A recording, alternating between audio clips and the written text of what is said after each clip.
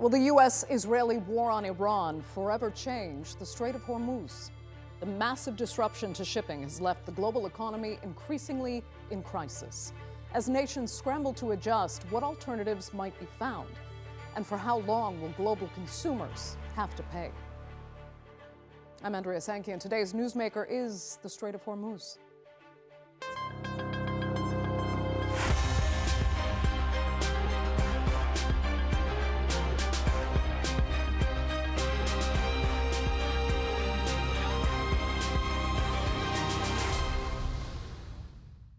Almost no one today can escape the effects of closing the Strait of Hormuz.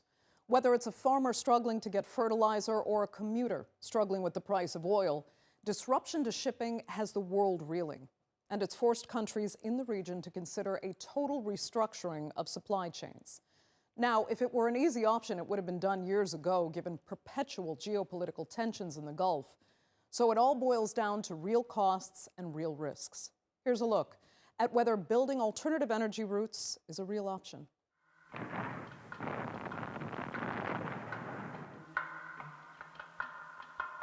Petroline is a mammoth project, 750 miles long, costing $1.6 billion, and is designed to carry crude oil from the rich Ghawa fields of the eastern province across the kingdom. This is Saudi Arabia's East-West pipeline. Built in the 1980s during the Iran-Iraq tanker war in the Strait of Hormuz, it is once again in the spotlight. With Iran blocking the choke point since the war with the US and Israel began, the pipeline is the Saudis' lifeline to bypass the strait. The United Arab Emirates Fujairah pipeline and the route from Iraq to Turkey are the region's other options in the current energy crisis. Yet Hormuz's magnitude still outweighs the alternatives. It's a big piece, it's irreplaceable.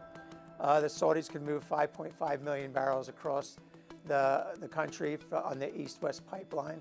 Folks at the United Arab Emirates can use the Abu Dhabi National Oil Pipeline to go around the Strait of Hormuz into the Gulf of Oman, kind of the Arabian Sea there. But that still leaves at least 14 million barrels still shut in from Iraq, Kuwait, vast majority from the United Arab Emirates. So that's still a lot of oil that can't find a home. But the region is now moving to close that gap and replace the irreplaceable. Saudi Arabia and the UAE are considering expanding the existing pipelines to move much of their oil production without using the Iran-controlled waters. A proposed project could also move Iraq's oil to the Red Sea through Syria and Jordan. Analysts and industry executives have told the Financial Times that even more ambitious projects, like a web of pipelines connecting the Gulf nations, are on the table. Yet these are very costly and logistically complex projects, and none is immune to the security threats. Daesh and various militias are still active in Iraq. Drone attacks on the East-West pipeline and Fujairah port have proved that infrastructure is within Iran's reach. And in 2019, an Iran-aligned Houthi attack on the Saudi pipeline temporarily shut down the operation. Global trade relies heavily on a small number of choke points around the world. Each has its unique strategic importance, but none has more gravity than the Strait of Hormuz, where 20% of the world's oil and gas pass through. And the impacts of any disruption on that waterway extend beyond energy. Fertilizer supplies have been hit, putting the livelihood of millions at risk and threatening a food crisis. The Gulf states see an opportunity to resolve the risk once and for all, but that requires money, advanced engineering, and most importantly, political alignment. So, will Iran's control over the Strait of Hormuz be a catalyst for creating a new positioning in the whole Middle East? So joining me now to debate whether there is any potential substitute for the Strait of Hormuz are, from Muscat, former director of the Gulf Studies Center at Qatar University, Abdullah Baabood; from Bern, Switzerland, energy analyst and former member of the World Economic Forum's Global Agenda Council for Energy Security, Cornelia Meyer; and from Livingston, New Jersey, CEO of CJPA Global Advisors Earl Carr. Thanks all so much for being with me. Cornelia, I'll start with you as an energy expert. Tell me what is realistic here, because this all really reminds me of the talk back in 2008 when the West was looking to bypass Russia via the Nabucco pipeline, remember that, over what was happening in Ukraine as well as its occupation of Georgia. All sorts of proposals were on the table, but not much was actually ever built in the aftermath. So are we looking at the same scenario now with Iran instead of Russia, or are there real options for alternatives on the table here? Well, I mean, there is no way around the Strait of Hormuz. And yes, we have actually the west to east pipeline, or the east to west pipeline in Saudi Arabia, which Aramco started building some 30 years ago, foreseeing that there might be problems. We have a small pipeline from Abu Dhabi to Fujairah. So there are some routes. But when you leave the GCC region, you get into geopolitically fraught areas. And let us remember, this is not just about oil and gas. This is also about fertilizer. It is about petroleum products. It's about chemicals. It's about aluminium. It's about helium. So there's many things where you will not have pipelines, and there's no way to build that many product pipelines. So we do need a functioning Strait of Hormuz. Okay, but as far as what is on the table now, do you see anything viable that would essentially not just bypass the Strait of Hormuz, but bypass Iran? Take Iran out of the equation, which is what these neighbors and former partners now would like to see. Well, I see what I see with the east to west pipeline. I see something going. I'm seeing going to the Red Sea rather than the Arabian Gulf or the Persian Gulf. That is what's feasible.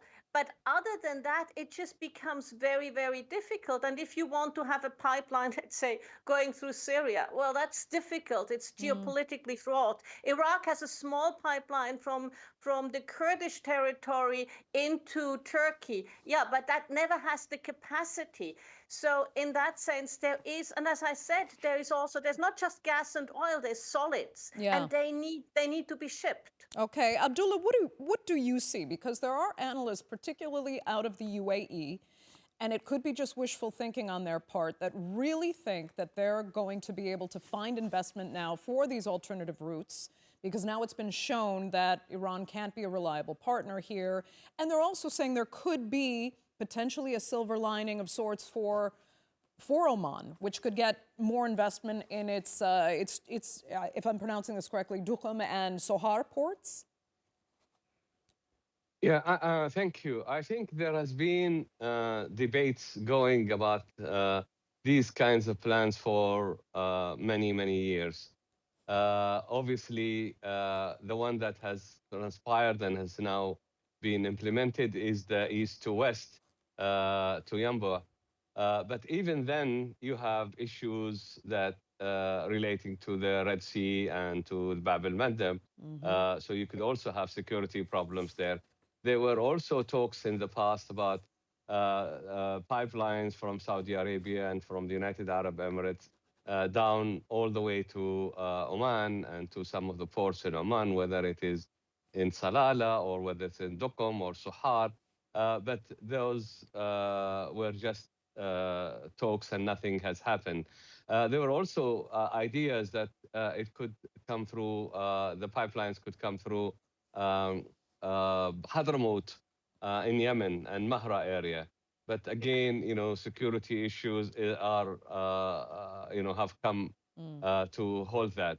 So I think there has been a number of plans to bypass the Strait of Hormuz. But the point is, I think it is more than just liquid. As Cornelia was saying, what about other trade issues? What about other countries like Iraq and Bahrain and Qatar?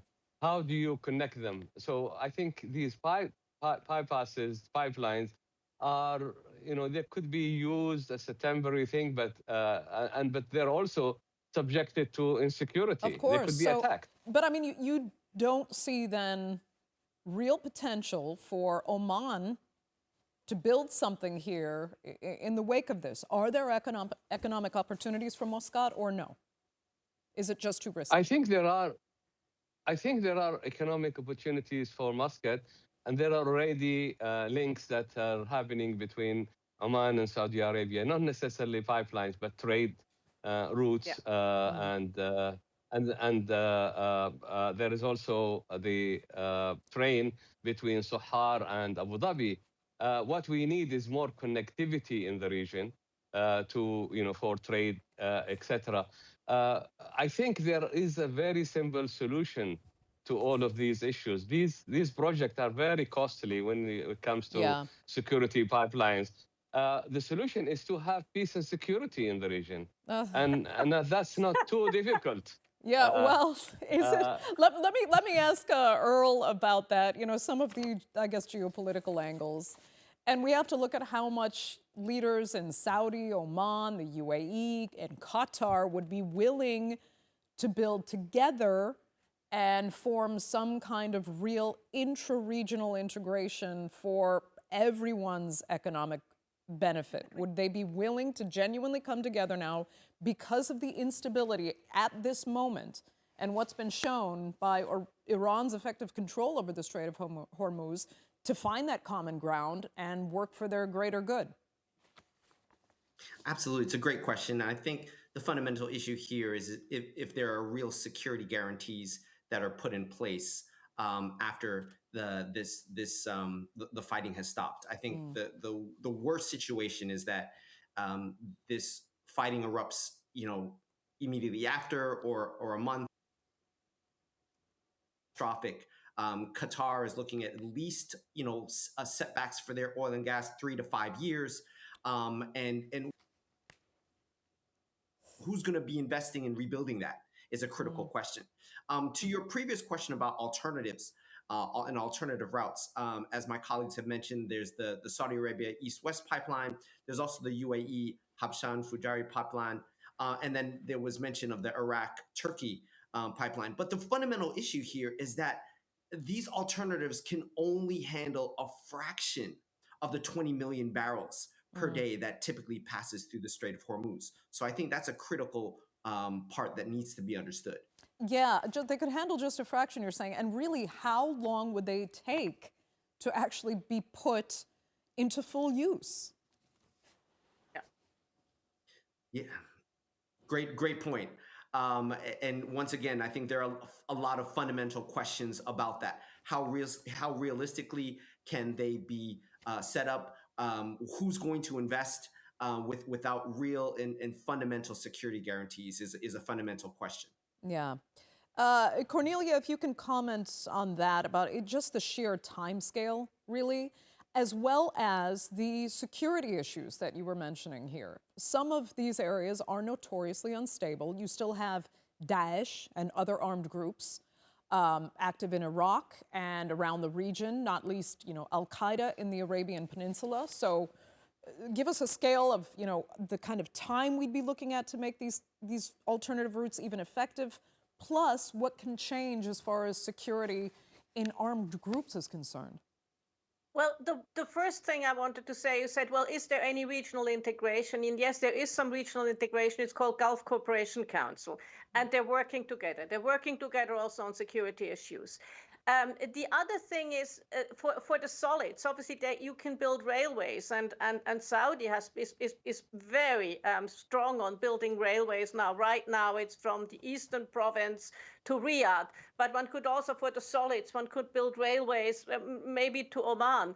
But when I look at the security issues, they're there. You might have seen that the east to west pipeline was attacked by a drone.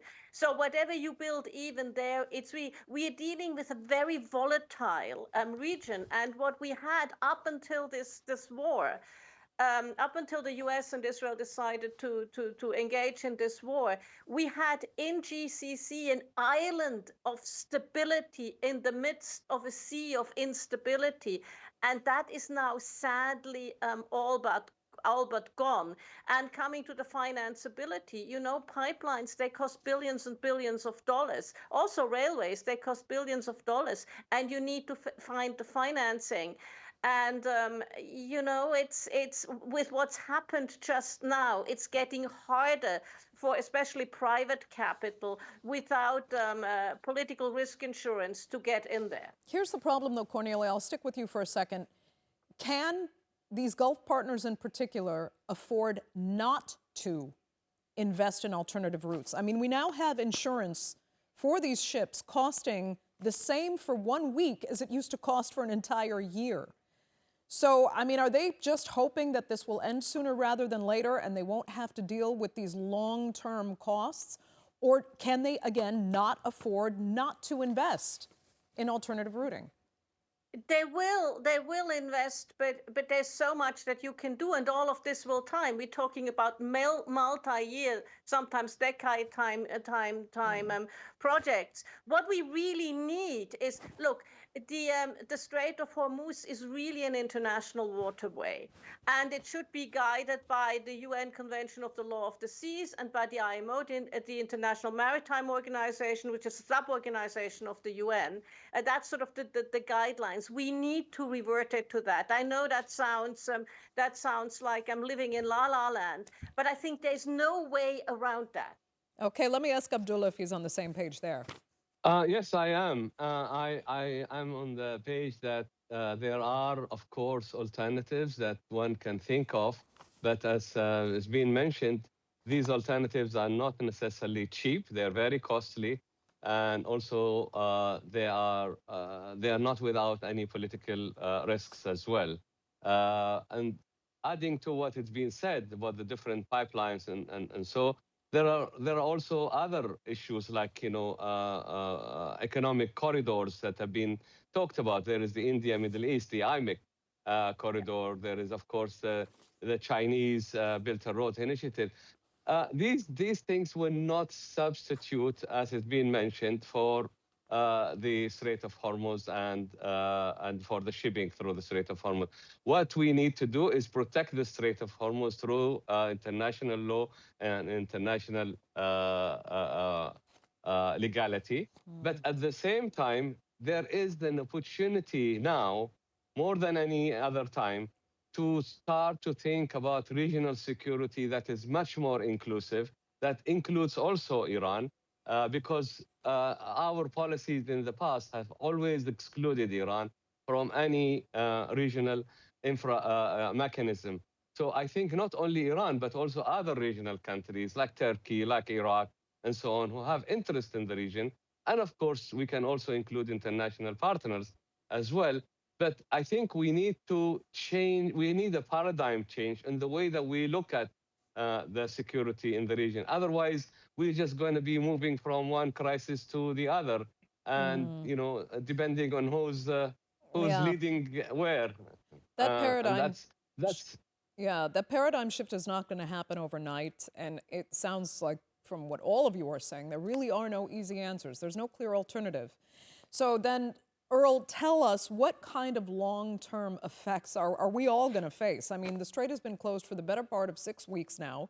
The cost of flying has gone up, and there's real concern that flights will now have to start to be canceled altogether because there just won't be jet fuel supply. And we have crops. We were talking, as Cornelia mentioned, we don't know about food production and how that will be affected. So what do you think the global economy is going to be facing if this isn't solved in the immediate term?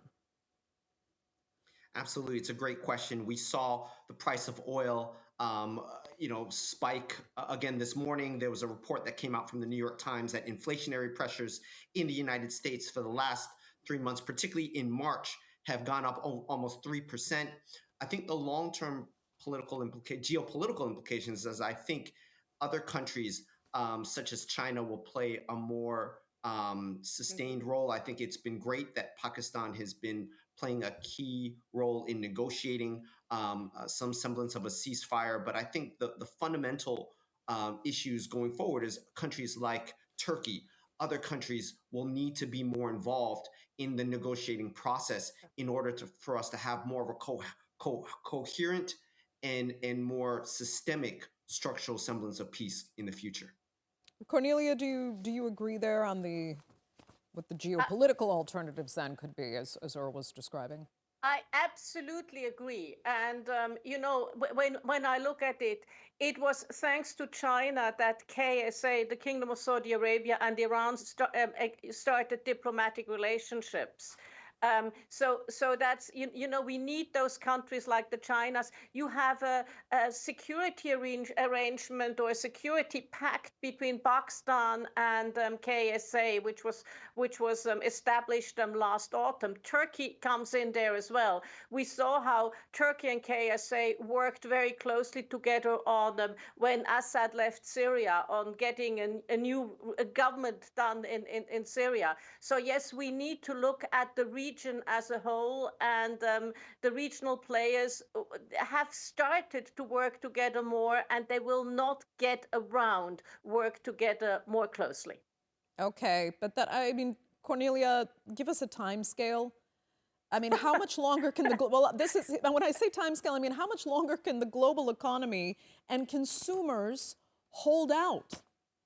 No, this is horrible. Look, this is horrible for the global economy. And I'm less worried about the rich countries, the Japans, the European countries who will compete for LNG cargoes from the US, who will face food inflation. But I'm worried about the developing world, because there's not enough fertilizer that's coming out. We're now in the crop planting seasons in the Northern Hemisphere. We will only know the full impact when we see the yield in autumn. Yeah. So I am really concerned about the Burkina Fasos of this world, about the poor countries. And on top of that, what's even worse is we have dismantled a lot of the aid infrastructure. The USAID has been all but dismantled.